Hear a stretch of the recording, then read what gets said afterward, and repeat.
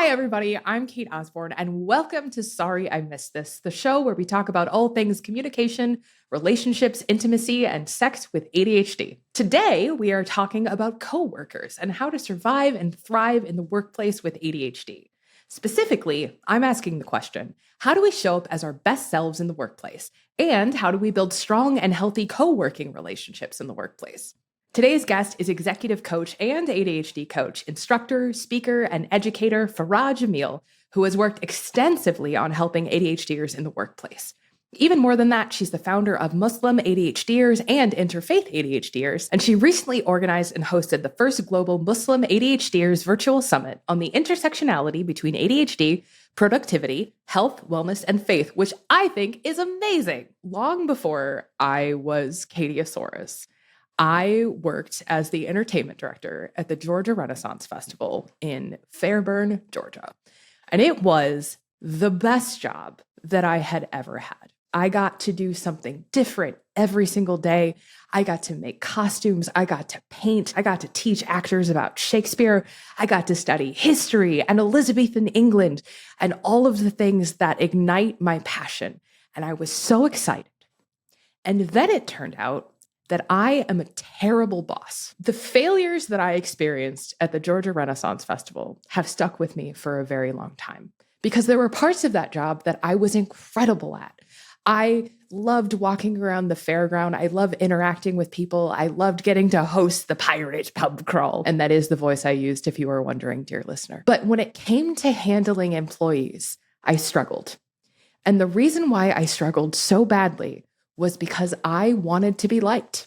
I was new in a new town, in a new city, in a new state with all new people around me every single day. And I was so worried that I was going to be perceived as a boss who was mean or demanding. And so what I did was I went too far the other direction and I was too nice. And then what would happen is that I would be very, very nice for a while. And then I would have to make I would have to make the hard decision about something. And people would get upset.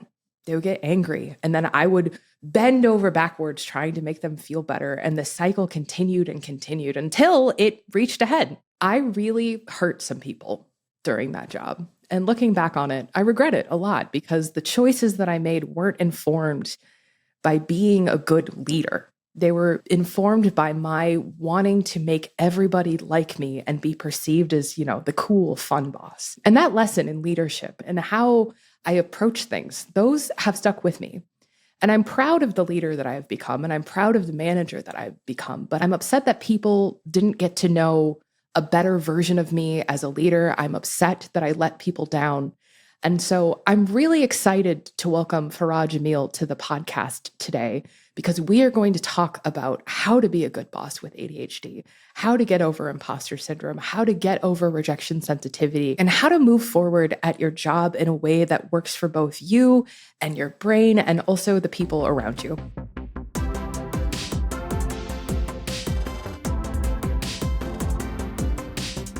Farah, thank you so much for being on the show. Thank you so much for having me. I'm just so happy to be here.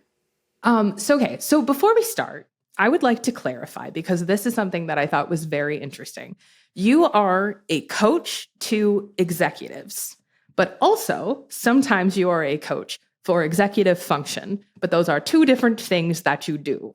That is right.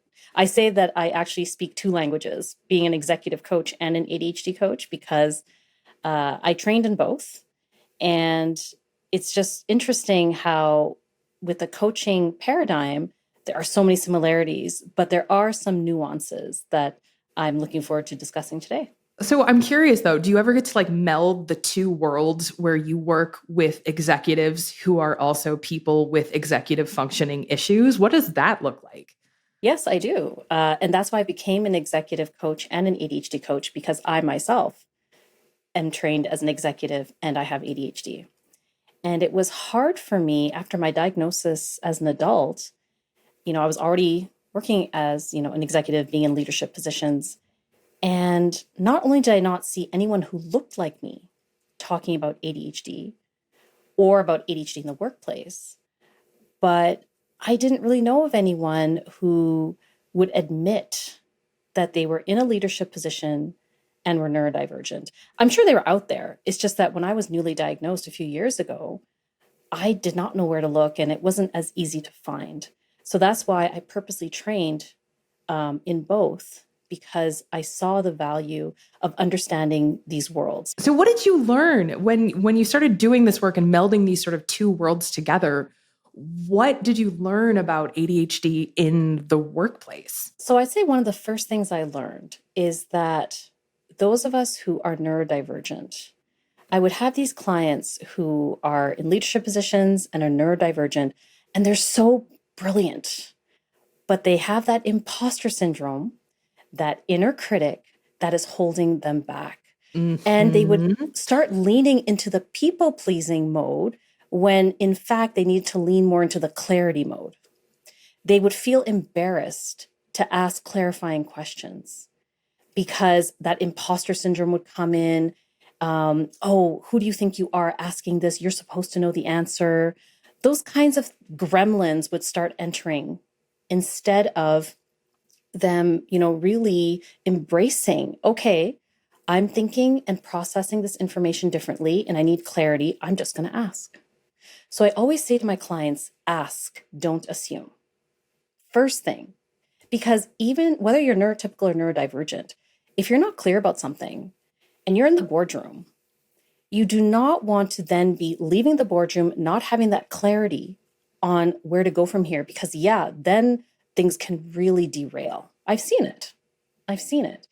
And so I think for myself, when I discovered that, oh, wait a minute, why am I acting like I need to know everything? Who in this room knows everything? No one. So I'm going to ask. It really gave me confidence, actually. So I was able to lean into that in a way that worked for me. And that's what I help my clients with is leaning into our neurodivergency and knowing that it actually will make us stronger executives and leaders. Do you think that utilizing that mindset of striving for clarity, striving for specificity, do you think that was something that helped you move out of imposter syndrome and more into being a more effective manager, CEO, fancy business lady?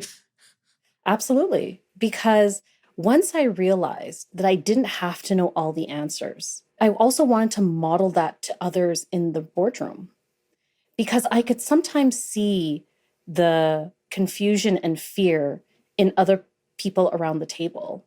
And some of them reported to me, and there were those whom I reported. And so I was like, wait a minute, this is not helping any of us.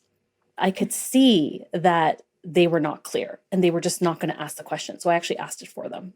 And I think I knew the answer most of the time, but for whatever reason, I'm like, but I want to help them. But I know it's going to help me too. It's going to help me clarify. So I raised my hand. And what was that like? What happened? It was fantastic, because here's the thing. The other's trick is to do it professionally, right?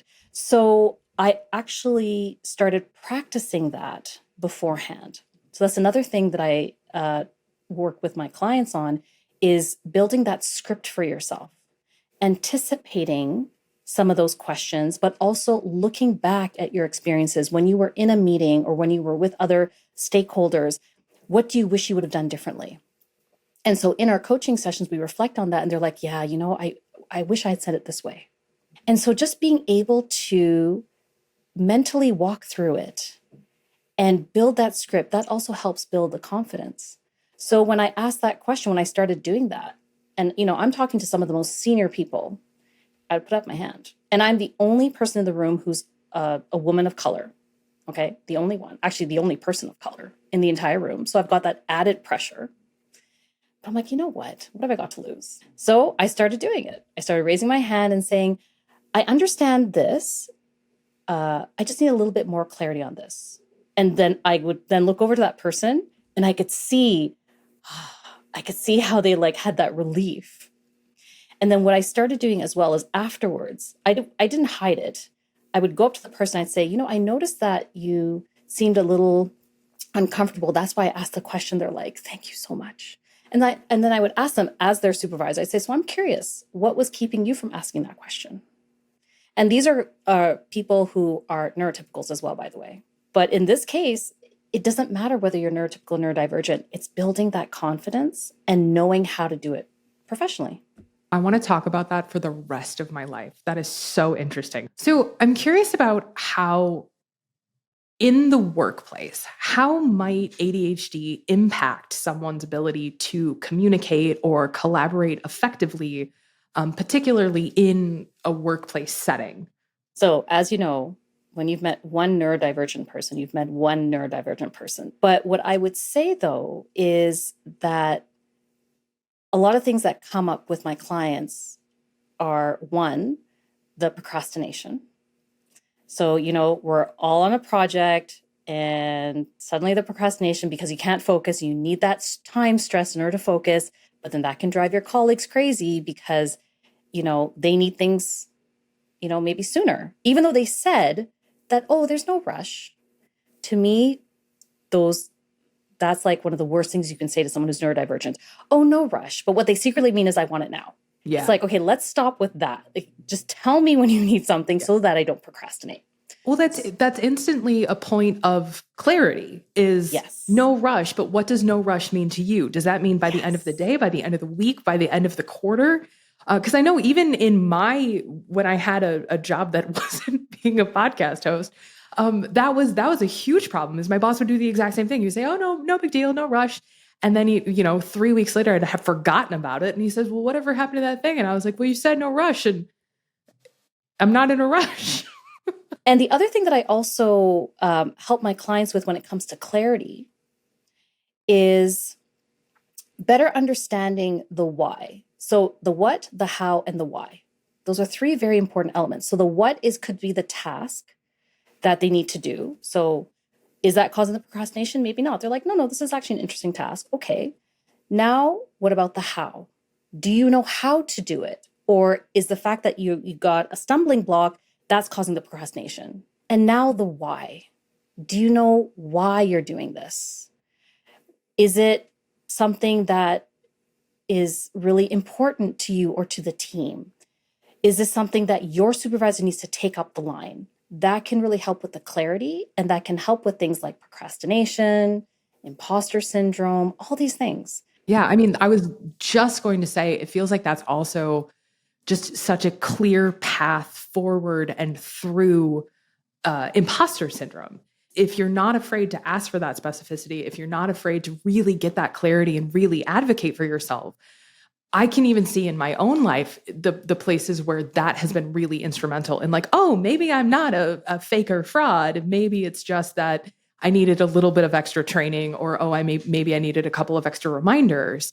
That's so powerful. I love that so much. Sometimes our executive functions can impact the way that we communicate and the way that we're trying to say things, whether it's a working memory thing or an emotional regulation thing. There's so many different ways that it can.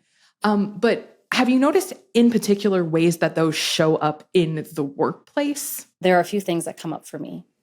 One is people's information processing style and communication style, how those work together. So for example, I've had clients, and myself included, where they're in a meeting and they think on the spot. So they're like processing things out loud. Now, for some people in that boardroom, they're like, what the heck? Like, where are they going with this? Whereas some other people, they already have the answer right away. They blurt it out and they don't give any context. And everyone's just kind of sitting there being like, okay, how did you even get to that? So what I've said to some of my clients is, okay, if you know that you're the type of person who needs to process, like, talk out loud, like think as you go. Yeah, I'm like that too.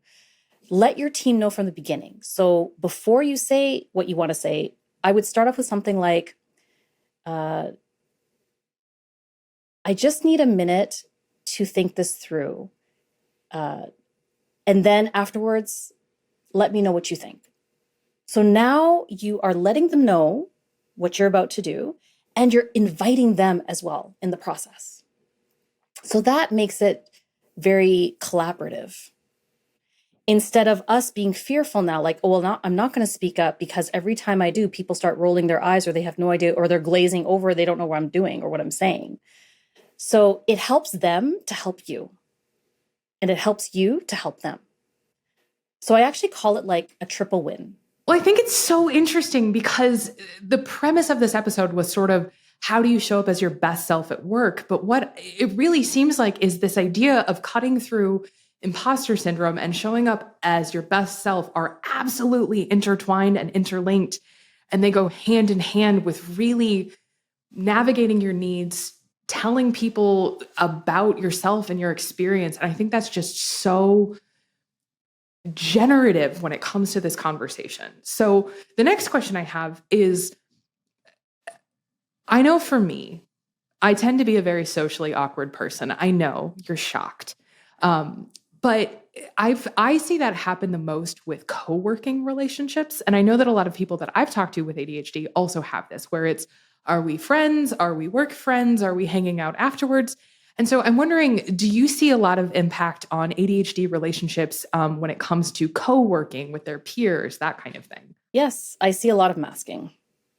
And this is why I so appreciate these opportunities to talk about the importance of not only showing up as our best selves in the workplace, but to me, that's also synonymous as showing up as our authentic selves unapologetically. But finding a way to do that so that we have that comfort and confidence. One of the hardest things that I had to realize is that not everyone is going to like me, and that's okay. I would go out of my way to be best friends with everyone because I thought that's how I could show how much I care and value others. And I'm like, oh, you mean I don't have to be everybody's best friend in order to be successful at work? I did not know that. So I had to really do from the inside out. What do I need to be my best at work? What kind of relationships do I want with people in the professional realm? So I start with myself. Instead of me, like, with the squirrel brain, it's like, oh, I see this shiny object. Maybe I'll try that. Okay, no, I see this. Maybe I'll try it that way. Oh, well, no, I just heard about this on YouTube. Maybe I should try that. Like, you're just grasping at things when you're doing it from the outside in. Mm-hmm. But when you do it from the inside out, you're being your authentic self. And you're getting to better understand yourself so that they can better understand you and you can better understand them. So start off with that. What do you need? What does that look like? And if you're not quite sure, try some things out. Experiment. I always call it like experiment, reflect, and refine. Even if things don't go well, it's like a complete, it just totally bombed, whatever the case may be. Still learn from it. As long as you learn from it, it's never a waste of time, ever. Because I know for us who have like time blindness, time is always like, oh my gosh, I just put in all that work and nothing came out of it. No. Something came out of it. You learned something. So now we know what to try next time. What would that look like? If I'm a person who's been doing that outside in, I'm grasping at straws, I'm planning, the escape rooms, I'm trying to be, I don't know why, but that's like a really popular corporate thing to do now. I don't know. But like I'm trying to be everybody's best friend. So like, what is the first step in that process of, okay, here is me identifying my needs. Where do I start? Where to start? I mean, for those of us who have so many different ideas all at the same time, that can be the hardest part, right? Yeah. What I started with is, what do I need to feel the most comfortable in the workplace? For me, respect is so important. We may not like each other, but we're here to do a job, and I will still give you the respect that you are due because we're professionals. So that's also part of managing boundaries, I would say. So, I talk about PB&J, which is not peanut butter and jelly, but I love peanut butter and jelly sandwiches. PB&J is priorities plus boundaries equals joy. So if my priority is to have self-respect and respect for others, that means that even if I don't like someone, even if I can't stand them, I will still work with them professionally, right? If they don't treat me well, I will speak up. I will professionally call you out. So for example, I can hear how stressed you are, but in order for us to move forward, I need clarity on this. Now they may still yell at me. Fine, I don't care. Then I will say, I will come back when you're able to, when you're able to have this discussion with me. I can see that You've got a lot going on. Let me know when I can come back. And I will walk out. And if that person tries to fire me for that, they won't work. Because here's the other thing that's important to know when you're in the workplace. What are the workplace policies, right? Because someone can try to bully us and be like, if you don't do it this way, I'm going to get you fired. Like, really? Oh, okay. Well, according to this policy, blah, blah, blah, blah, blah. Also, depending on where you live, check out your state policies or your provincial policies, right? Mm-hmm. Don't be afraid to look into these things. And this is where bringing in those facts can sometimes really help in the workplace. So I really like that you brought up this idea of sometimes there is conflict in the workplace. Sometimes there are people that are difficult to get along with. So in conversation with the very common experience of rejection sensitivity and people pleasing, especially in women with ADHD, how do we work to resolve those conflicts and disagreements while still respecting our boundaries, still respecting our needs, but hopefully reaching a positive outcome? So I know it sounds difficult because I am so conflict averse.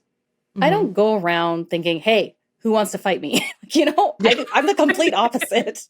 I actually avoid conflict at all costs. I think that's part of my people pleasing. So I call myself a recovering people pleaser. So suppose if, and I hear this quite often, you're in a team meeting and suddenly someone says something or does something that is not cool. And it makes everyone uncomfortable. And you're just like, what do I do? Right? So there's a few approaches. One, I will now take them aside right away. I'm not going to wait a week or until the performance review 9 months from now or a year from now. No. And this is something I learned from the book Radical Candor by Kim Scott, where it's very important that when you give and receive feedback, that it's done like 3 components to it. It's kind, direct, and timely. And I'd say, I noticed this. I could see how it made, a lot of us uncomfortable. I want to hear your side. Tell me more about what happened there. If I can see that they're really agitated and they need some time to cool down, I'll tell them. I said, you know what? Let's take some time. How about we come back to this tomorrow? Would that work for you? But before I would not do that because I was just too scared. Now I understand the power of that. So not only am I helping myself, but I'm helping them. And I think that's what makes teams stronger. When you are not afraid to be like, hey, what's going on? What can we do together to make this work? I love that so many of these answers are rooted in this idea of, again, like that personal advocacy, but also even just what you said, like direct, timely, kind. That's what I need too as an ADHDer. Like, I know that there have been times in the workplace where I have absolutely put my foot in my mouth, and so having that opportunity to immediately address it, that feels good for me as well. Because then I know it's not lingering, it's not like awkward, all of those different things. And so it's making me think a lot about just communication strategies, like best practices for communication strategies that are going to be particularly effective for individuals with ADHD. Is it always kind, direct, timely? Are there like other things that we can add in? What do you got? There are so many different personalities in the workplace. Let's just put aside the fact if someone's neurodivergent, neurotypical. We've got different personalities, different work styles, different expectations. You've got some people coming to work just for the paycheck. They clock in, they clock out, that's it. Then you've got some people who are like always chasing that promotion and they are ruthless. Like they will step over everyone. They don't care because for whatever reason, either they don't know that they're doing that or they've got some personal reasons for that. Maybe they came from a background where they didn't have a lot and now they see this opportunity to really make something of themselves, but they've become so consumed with that they may not recognize how that's impacting everyone else around them. So when it comes to communication, I would first say know what works for you in communicating. And then when you have others on the team, ask them, how do you like to communicate? Do you prefer Slack? Do you prefer email? Do you want me to come in person? Over the phone? What is it? So let's get rid of some of the mystery. I think a lot of workplace conflicts happen because we make so many assumptions, and we are somehow okay with too much mystery. But if you don't know how you communicate first, if you can't tell others, model that for other people. Hey, this is how I communicate, or this is what works really well. If you can put in an email for me, but if it's too long, I will tell people, actually, can you tell me in the very beginning of the email what you need so I know what to pay attention to? Or can you put bullets? Mm-hmm. And then I ask them, and then how can I support you? So it's not like all about me, me, me. I'm also going to support them. What would work for you?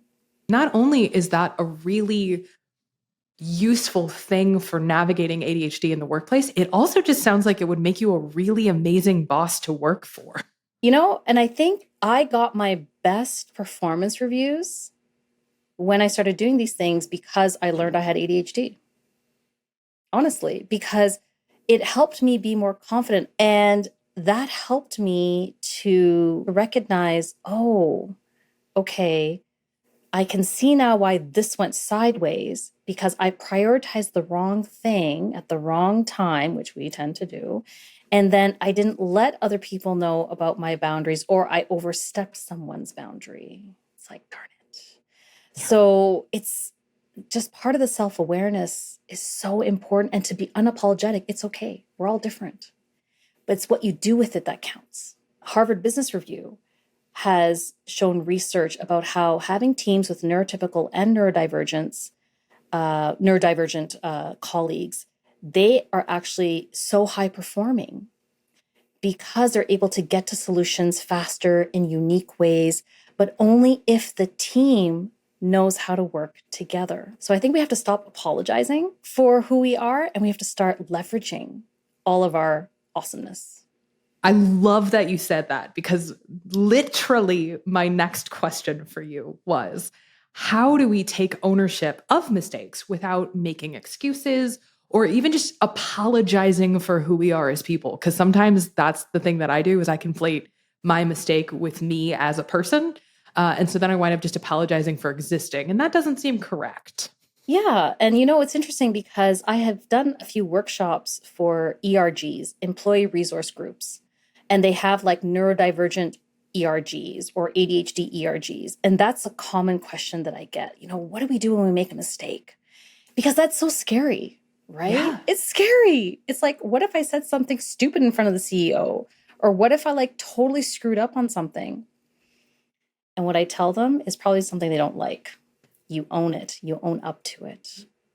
Because then if we keep hoping that they'll forget or we gloss over it, I can guarantee you it doesn't matter. Like if you, I don't know how to say this in a way that doesn't sound too weird. I'm just trying to think of like a really embarrassing thing. Oh, I have one. Do you want to hear mine? Okay, please go ahead. Okay, so when I was in high school, both of my parents were attorneys. And so they did that parent thing where they were like, you have to come work for our office during the summer and be responsible and have an internship. And I was like, great. So like one of my first days at work, I got sent with the lunch order, which I messed up. That's not the mistake that I made. But the mistake that I did make was that I walked into the office, I tripped and spilled a platter of soup all over the state's attorney. Like immediately before he had to go to court. And I was like, oh no. I just sort of like finger guns and like walked away. And it was fine. He had like a backup suit in his office, and it was, it was like the whole thing. But it was just one of those things where I still remember that feeling of just like, oh, I have messed up, and everyone knows it very visibly. Oh my goodness. Thank you for sharing that, because that is far better than what I was trying to say. So thank you. That's a great example of you do something and it's like you're mortified. You're like thinking all the things. They're going to fire me. They're going to think I am crazy. They're going to think that I'm unprofessional. They're going to think all these things, right? Because now the narrative is building in our head and we're just like, oh my gosh, what do we do? And so this is an example of where, okay, in that moment, he had to go to court. He had to go change into another suit. So probably at that time you couldn't do much, right? Except just to apologize, but that's all you could do. I like the finger gun. Because that's something I would totally do. That's why I'm laughing. But then, okay, so I think for many of us, we would just be like, okay, I'm not going to say anything more about it. I've already embarrassed myself. That's it. I'm just going to be mortified for the rest of my time here. And so what I've said is no, you process that. That's embarrassing for anybody. Anybody, whether you're neurotypical or neurodivergent, that's an embarrassing thing. It happens to the best of us, right? It really does.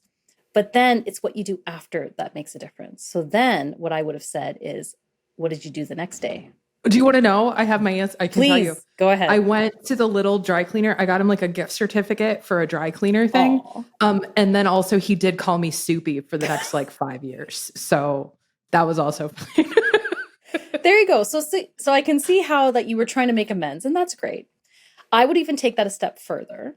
And I would say, if you want to do that, get the dry clean. That's awesome. But then even just like acknowledging it, that I am so sorry that I spilled the soup. I tripped and spilled the soup on you. I'm really glad you had the backup suit, but I hope you can forgive me, or like, I hope that we can get past this, whatever the situation is. Yeah. Just even like doing that formal part, I would say is still important. So you did a great job in like, getting that dry cleaning certificate. That's awesome. I think that's great. But sometimes we have to still wrap it up with that professional formality and say, and just have that apology, please accept my apologies for this. Do not go, I suck. I am so this, and I can't believe I did that. And I am so mortified and blah, blah. I mean, don't go on and on and on. There's no need. Just keep it to like 2-3 sentences and you're good to go. You're professional. They may call you Soupy for a little while. Okay. If that's something you're not okay with, then you know what? You need to tell them that. Right? Because that's another thing. It's like, oh, well, I deserve that. Like, But for some people, they may be like, oh my gosh, that makes me feel worse, especially with our emotional dysregulation. If you're going to keep saying that, I'm going to keep remembering it and just be constantly mortified, and it's going to make me less confident. Again, that could be part of managing a boundary. So that's the other thing I say to people is, if something is happening in the workplace that you're not okay with, don't be silent, be professional, and let them know. Because when you let them know, they can help you and you can help each other. So when I referred to the triple win last time, this is what I was referring to. The first win is the inside out. First of all, knowing what you need to be your best and authentic, awesome self. That's the first win.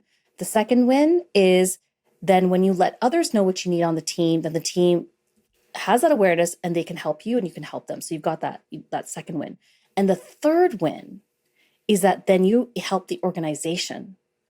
Because when you know yourself best, when your team is able to be high functioning, then your organization is going to soar, right? So that's the triple win. I feel like you just healed something inside 16-year-old Katie, who is still a little bit embarrassed about that, but that's fine. Okay, you know what? I wasn't going to ask this, but I feel like I'm going to kick myself if I don't. Ask away. And I'm just going to trust that the vulnerability of this question is perhaps something that someone else out there also needs to hear. Something that I have run into in my own life is I often find myself having like these really cool opportunities or these really interesting things happen to me. I'm up for like a job or a gig or whatever. And inside of me is this little bit of fear. And there's this little bit of trepidation. And it's a little bit of an imposter syndrome. But even more than that, the more that I've started thinking about it, the more that I realize it's like, I'm afraid of the power almost. Like, what would happen if I stepped into my destiny? What would happen if I just started being like the most badass business lady ever?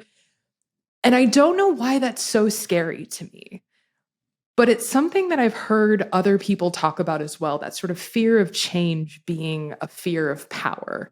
And as much as I'm trying to avoid turning this podcast into therapy, I'm wondering if you have any advice for me or anyone who might be struggling with that. Yeah. And I would say I have the same struggle. To me, that's part of the emotional dysregulation. So not only is there fear of failure, but there's also fear of success. Yes. It could be that for some of us, we've been so used to people either minimizing our talents or putting us down or saying rude things to us that we've internalized it to the point where when we feel like we've got these great opportunities, we second guess, third guess, fourth guess ourselves because we are remembering. That's also the other thing about neuroplasticity. We're remembering these other things that people have said or that we have felt. And that is stopping us. And that's part of the imposter syndrome. That's part of the procrastination.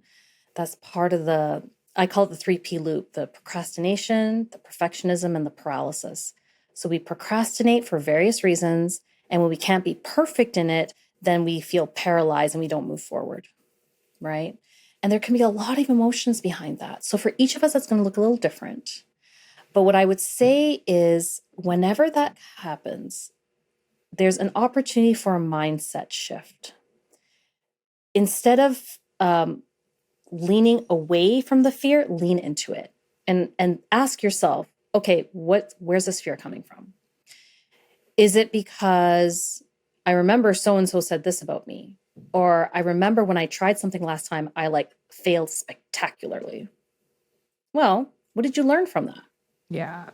Some of my best lessons in the workplace and in life have been from the worst situations. I had to learn certain things the hard way, and I kind of wish I didn't have to, but I've gotten the best lessons from them. So when that fear comes up, lean into it. Think to yourself, if you don't do it, I mean, that could be a cost benefit analysis. So in many, in the business world, you do a cost benefit analysis. What's the cost of doing it? What's the benefit? Find those people that you trust and run it by them. Don't let that opportunity slip away. That's happened to me so many times. That's happened to others I know so many times, where we allow that fear to take over. Got me crying on my own podcast. It's fine. All right. Farah Jamil, you are an executive coach. You're an ADHD coach. You're an instructor. You're a speaker, an educator doing incredible work on intersectionality and faith in the ADHD community. Where can people find you? What do you want the people to know about you? I would say they can go to my website. It's not the best website, and I know this is part of my perfectionism. I'm a recovering perfectionist. But you can go to my website, which is just my name, farahjamil.com. So FARAHJAMIL.com. And if you want to contact me, there's a contact form there where you can just drop me a line and I will get back to you. And also I'm on Instagram. So you can find me under the handles of Muslim ADHDers, as well as interfaith ADHDers. And I've got another handle that people can also find me under. It's exec.adhd.coach. I'm not the best at social media. I've got all these ideas. In my head, I'm amazing when it comes to these things. It's oh darn, I had all these posts in my head, just haven't implemented them. So that's okay, but still reach out. You can DM me. And you know what? If you've got some ideas, fire them my way. I'm guessing I may have thought of it, but I need you to be hey, why haven't you done this? I'll be you're right. I need to do this. So that's part of the triple win, right? We can help each other and help everyone. Those are probably the best ways to get a hold of me. Cool. Awesome. Farah, thank you so much for being here. This was an amazing interview. I learned so much. And dear listeners, I hope you did too. Here comes the outro. Bye. Thank you for listening. Anything mentioned in the episode will be linked in the show notes with more resources. Have a question, comment, burning story you'd like to share? Email me at sorryimissedthis@understood.org. This show is brought to you by understood.org. Understood is a nonprofit organization dedicated to empowering people with learning and thinking differences like ADHD and dyslexia. Learn more at understood.org. Sorry I Missed This is produced and edited by Jessamine Molly and Margie DeSantis. Our theme music was written by Justin D. Wright, who also mixes the show. Alana Milner is our supervising producer. Brianna Berry is our production director. Neil Drumming is our editorial director. For Understood.org, our executive directors are Laura Key, Scott Koshier, and Seth Melnick. I'm your host, Kate Osborne. Thank you so much for listening. Remember to be kind to yourself, remember to be kind to others, and I'll see you again soon.